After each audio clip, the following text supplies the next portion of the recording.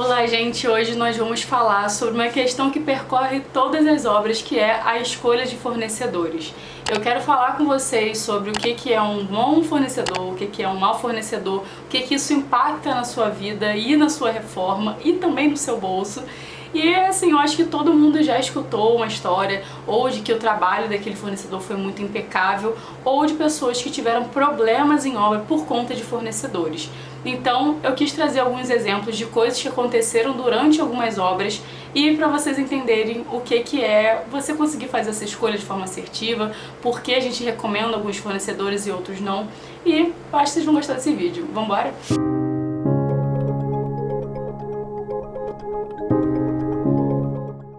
Primeiramente, se você se interessou por esse tema, já segue aqui o canal, já deixa seu like e no final deixe seu comentário sobre o que você achou desse vídeo, porque isso ajuda muito o canal a crescer e eu quero trazer cada vez mais conteúdos relevantes para vocês. Eu acho que todo mundo já deve ter escutado uma história de que estava tudo correndo bem, o projeto foi maravilhoso.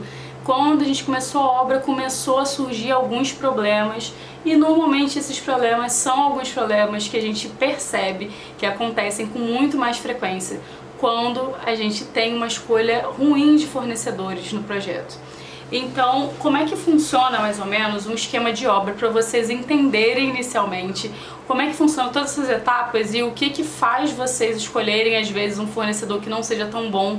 E às vezes é por questão de falta de experiência mesmo, tanto das vezes do profissional que vai atender vocês, quanto em relação a vocês que às vezes não têm experiência nenhuma em obra e na verdade não tem que ter, né? Porque afinal vocês estão contratando os profissionais para conseguirem te indicar o melhor caminho para você conseguir fazer um projeto assertivo. Então eu quis trazer alguns exemplos do que aconteceu em algumas obras para vocês conseguirem entender o que é esse ponto que eu estou falando em relação a bom fornecedor e mau fornecedor. Vamos começar por BOs de obra. Um dos BOs aconteceu inclusive no ano passado, que foi em relação à escolha da marmoraria pelos clientes. O que acontece? Quando a gente chega nesse processo de orçamento, que é esse processo pós-projeto, a gente manda todo o projeto para os fornecedores conseguirem orçar e passar o orçamento deles para a gente conseguir repassar para vocês e vocês escolherem qual fornecedor que vocês vão conseguir fechar para executar a obra, seja tanto de revestimento quanto de mão de obra. Às vezes são materiais, né, que tem uma parte de serviço, uma parte de material, como é, por exemplo, uma marmoraria. Enfim, os clientes ficam muito confusos, porque às vezes chega num ponto que a gente manda, né, para os fornecedores, que são fornecedores da nossa confiança, que a gente já conhece o trabalho. E normalmente é nesse momento que começam a surgir várias pessoas, às vezes conhecidos, amigos, parentes, com indicações de fornecedores que às vezes já atenderam eles no passado ou que fez a obra de fulano, ciclano e enfim, atendeu de alguma forma em relação àquele projeto, àquela obra específica e chega esses clientes com esses fornecedores pedindo pra gente fazer orçamento com eles e perguntando se é a mesma coisa. E eu posso garantir pra vocês, gente, sem a gente ter a experiência de ter trabalhado diretamente com essas pessoas, é muito difícil a gente conseguir garantir pra vocês que eles vão entregar o que foi prometido. Afinal, a gente não tem experiência com eles. A gente não sabe como é que é a entrega deles e principalmente o pós-venda deles, que aí eu vou chegar nesse ponto um pouquinho mais pra frente. No ano passado, esses clientes, eles simplesmente chegaram nesse ponto, né? A gente fez os vários orçamentos, fizemos orçamento tanto de obra quanto orçamento dos materiais que serão necessários em relação à marmoraria, revestimentos, etc. E quando chegou no ponto da marmoraria, eu lembro que eu tinha comentado uma questão que é em relação à complexidade. Tem alguns projetos que são mais complexos do que os outros para serem executados. Então, por exemplo, se você pega uma bancada de um banheiro, de uma cozinha com uma cuba embutida, normalmente isso é uma coisa mais simples, se não tem muitos detalhes. No caso, a área mais crítica seria a área de serviço, no caso desses clientes. Então a área de serviço tinha um projeto de marmoraria um pouco complexo, tinha umas angulações nas paredes e também algumas partes que eram realmente bem detalhadas em relação a essa parte da marmoraria, que a gente detalhou todo em projeto, mas a parte da execução era muito importante para que esse projeto saísse da forma correta. Então nós fizemos orçamento com os fornecedores que a gente já conhece, que trabalham diariamente com essa questão de obra, reforma de interiores, e os orçamentos ficaram bem parecidos. Então, mais ou menos, pelo que eu lembro, deu assim R$7.000, uma variação de R$500 para cima, R$500 para baixo, não chegou, mas foi assim uma variação entre R$500 entre orçamentos de 3 fornecedores de muita confiança. As clientes acharam um valor elevado, mas eu tinha explicado, né, que era realmente em relação ao custo da pedra, né, porque não é só a mão de obra nesse caso, eles também têm o custo de conseguir comprar essa pedra para depois poder fazer esses recortes e executar, e toda a questão da mão de obra, instalação, tudo isso que é uma coisa complexa de ser feita em obra. Então tem que ter todo o cuidado e tem que saber ter uma experiência nisso para conseguir executar. Então esse tempo passou e o que aconteceu foi que acabaram fechando com outro fornecedor que não era do meu conhecimento, eu não conhecia, realmente não tinha referência. Quando eu soube, já tinha sido fechado esse projeto nessa parte da marmoraria com esses fornecedores. Esses fornecedores em questão tinham sido indicações de pessoas conhecidas da família, né, desses clientes, e eles acabaram fechando porque, enfim, já tinham feito alguma bancada na casa de alguém há alguns anos atrás, mas como eu falei, não era o mesmo nível de complexidade. Então o que aconteceu? Essa obra ela era para ser finalizada por volta de outubro no máximo. E essa marmoraria ela foi fechada no momento de início, meados de obra, assim, que normalmente a marmoraria dá um prazo, né, pra você conseguir executar, comprar, fazer tudo. Às vezes é de 30, 40 dias úteis, depende realmente da localidade que você tá vendo e também da questão da logística de dentro da marmoraria, assim como acontece em qualquer outro fornecedor, como marcenaria, por exemplo. A previsão era que pra eles entregarem mais ou menos dali a um mês. Acabou começando a acontecer algumas situações, né? Então marcava, falava que ia fazer a medida num dia, não ia. E isso já é um indício bem complicado de que você vai ter problemas no futuro. Então aconteceram algumas situações dessas de falar que ia marcar para agendar, a pessoa não responder, mas acabou indo, pegou as medidas, acabou pegando a medida mais de uma vez, né, quis conferir algumas vezes essas questões que eu comentei anteriormente. A marmoraria da parte da cozinha foi entregue, porém a área de serviço, que era a parte mais complexa, não foi. Sendo que já teve um atraso também nessa parte da marmoraria da cozinha, que foi entregue muito depois do período que tinha sido previsto. E, enfim, acabou dando uma atrasada também nas coisas. E, no final das contas, um resumo sobre todas essas questões, o que aconteceu no final foi que os clientes acabaram ficando super sobrecarregados em relação a isso. Eles ficaram muito chateados, afinal não conseguiram receber o serviço. Os fornecedores acabaram devolvendo o dinheiro, estão nesse processo ainda sobre isso e acabou tendo um atraso muito grande na obra.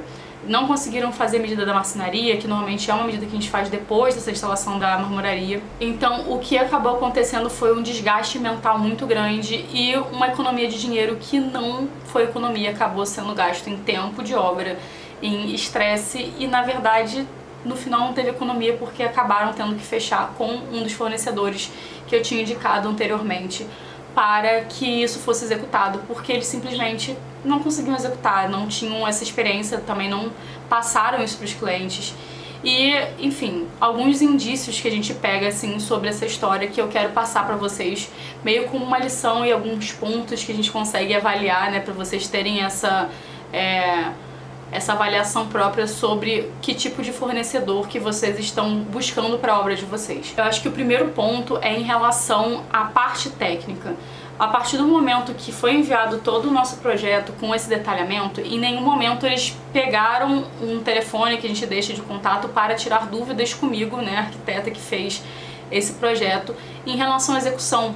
Isso é um dos indícios que os profissionais estão interessados em saber se tem algum detalhe a mais que tem que tomar cuidado e até mesmo para eles passarem o próprio desenho técnico deles pra gente conseguir ver se tem algum ponto que tem que ser alterado, porque às vezes eles fazem a compatibilização e a gente precisa fazer algumas alterações mínimas pra gente conseguir pegar como foi construído no local que tinha sido planejado antes, para conseguir deixar tudo alinhado.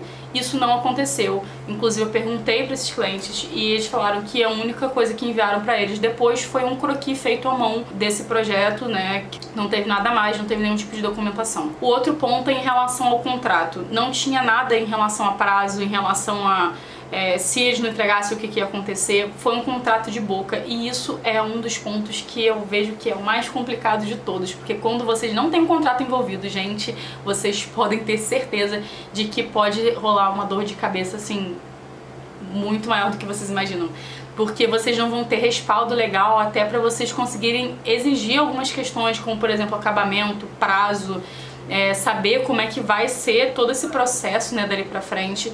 E eu quero até fazer um conteúdo separado sobre isso depois, sobre em relação a essas coisas que podem dar uns problemas sérios e que vocês têm que ficar um pouquinho mais alertas.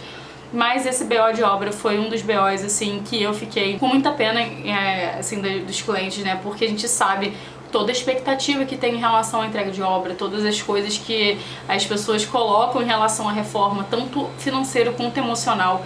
E essa escolha de fornecedores, ela é extremamente importante para que vocês tenham um sucesso no final da obra. E é exatamente por isso que eu gosto de conseguir indicar esses fornecedores que a gente já tem experiência, que a gente sabe que vão entregar o serviço do jeito que vocês esperam que seja entregue, né? Um serviço bem feito, um serviço que tenha um ótimo pós-venda, porque eu acho que chega nesse ponto, nessa questão também. Como é que foi o pós-venda, né, dessa marmoraria que esses clientes contrataram? Simplesmente não teve. Ligaram várias vezes, não conseguiam contato, não atendiam o telefone, bloquearam dos telefones dos clientes, enfim. Foi uma confusão que, infelizmente, foi algo que foge, né, ao que a gente consegue controlar, porque a gente faz orçamentos, a gente explica tudo isso, mas quem toma a decisão final dessa parte financeira, quem vai contratar mesmo essa equipe, são os clientes. Então, esse vídeo até, inclusive, para isso, para vocês terem uma noção do que pode acontecer na obra de vocês e que escolha de fornecedor não é só um comparativo em relação a preços, em relação a esse vai me entregar, sei lá, 5 dias antes. Será que não é melhor você esperar 5 dias a mais para você ter um fornecedor que seja um fornecedor de confiança, que vai valorizar todo o investimento que você está fazendo? Então eu acho que isso é uma coisa que vocês devem pensar também. Só para concluir, essa outra marmoraria, né, que a gente tinha indicado, que elas acabaram fechando essa parte da área de serviço que ficou faltando, no mesmo momento que elas fizeram o fechamento, me enviaram todo o detalhamento técnico deles. A gente fez uma chamada de vídeo, inclusive, para conseguir bater alguns pontos que o marmorista estava querendo tirar dúvidas, né, para ter certeza que era aquilo mesmo, para conseguir mandar para execução.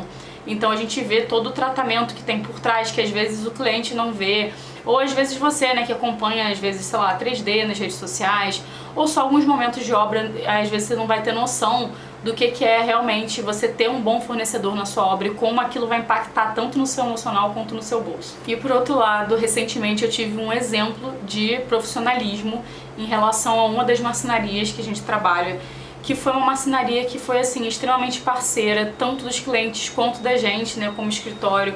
E eles foram extremamente incríveis, assim, desde o momento que eles receberam os clientes na loja e conversaram, mostraram sobre tudo. E conversa no WhatsApp, eles respondiam inclusive até fora do horário comercial e fizeram de tudo, assim, do possível ao impossível para conseguirem resolver questões que podem surgir ao longo da obra. Às vezes são algumas alterações de medidas, algumas coisas que, enfim, às vezes não estão no escopo do trabalho da pessoa, mas você vê que eles estão dispostos a conseguir resolver isso. E isso é uma das grandes diferenças entre bons e maus fornecedores. E eu posso dizer com propriedade que isso é uma das coisas que vai trazer a satisfação final para você no final da sua obra. E, assim, eu já tive experiências ruins com fornecedores também. Já tive problema sério com um fornecedor de uma marcenaria no ano passado, se não me engano, que foram fornecedores, assim, que eles trataram muito mal os clientes no pós-venda. São fornecedores que eu não indico para ninguém.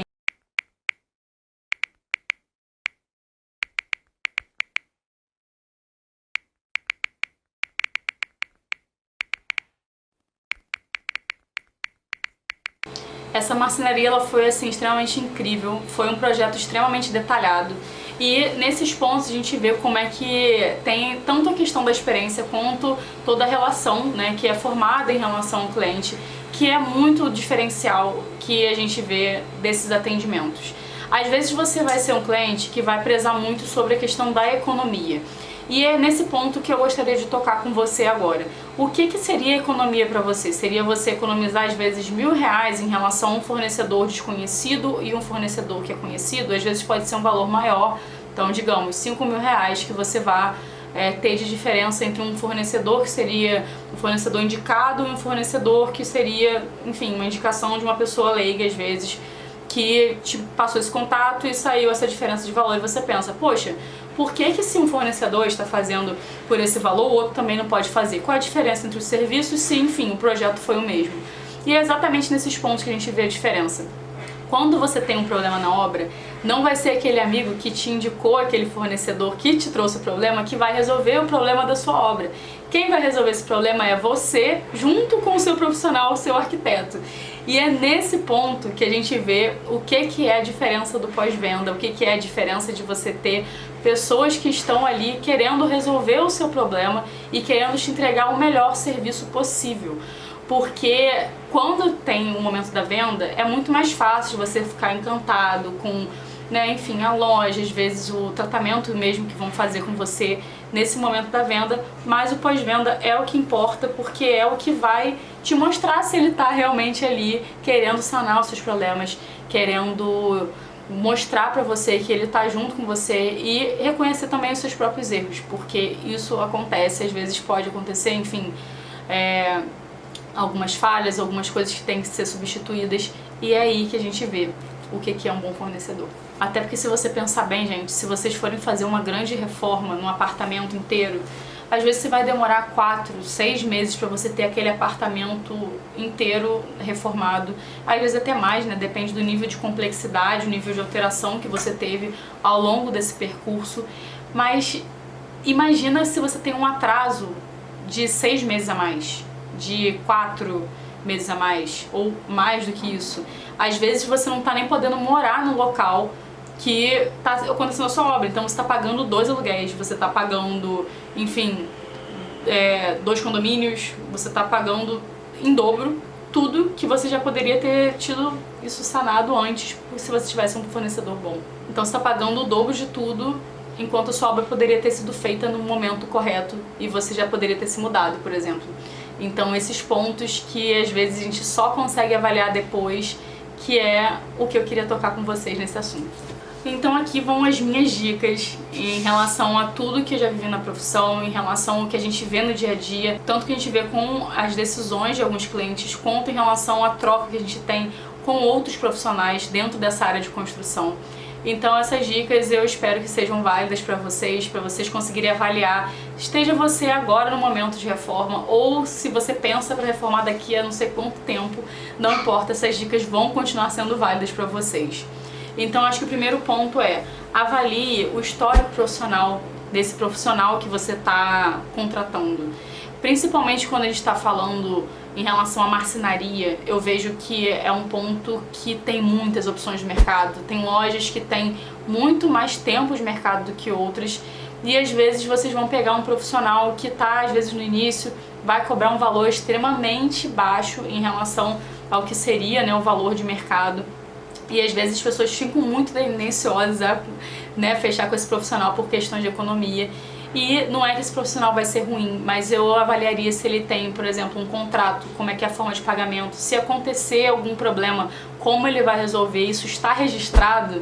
Eu acho que o contrato é uma questão que vocês têm que tomar muito cuidado para ver se tem toda essa relação, né, de pelo menos uma proposta de serviços para vocês terem isso registrado caso tenha um problema no futuro. A outra questão é em relação a como vai funcionar toda a sua logística de obra. Clientes que resolvem fazer obra por conta própria e contratar todos os profissionais de forma separada e não ter um gerente de obras e um arquiteto também acompanhando essa parte da assessoria pós-obra, né, em relação a ver se está tudo sendo executado da forma correta, são clientes que saem muito mais insatisfeitos no processo de reforma do que os que contratam esses profissionais, do que os que contratam todo esse auxílio, né, em relação a essa parte de reforma. Então eu recomendo extremamente que vocês tenham esses profissionais para auxiliar vocês, porque obra não é brincadeira. Pode surgir de uma hora para outra um problema que às vezes você não vai conseguir resolver exatamente por não ter essa experiência, por ser uma pessoa leiga na área. Não é só você saber o dia que vai o pedreiro e o dia que vai o gesseiro para conseguir entrar e fazer as coisas. Às vezes a gente encontra coisas na parede que a gente tem que resolver no local. Então, por exemplo, encontrou uma viga, encontrou um pilar. Você vai saber o que vai fazer? Você vai saber qual é a melhor estratégia que você vai utilizar para conseguir resolver isso sem ter um custo extra? Ou às vezes até para deixar a forma estética do seu apartamento, da sua casa, enfim, da sua loja, da forma com que deveria ficar, né? Ajustes corretos em relação a problemas que podem acontecer. O final é que, gente, problemas podem acontecer.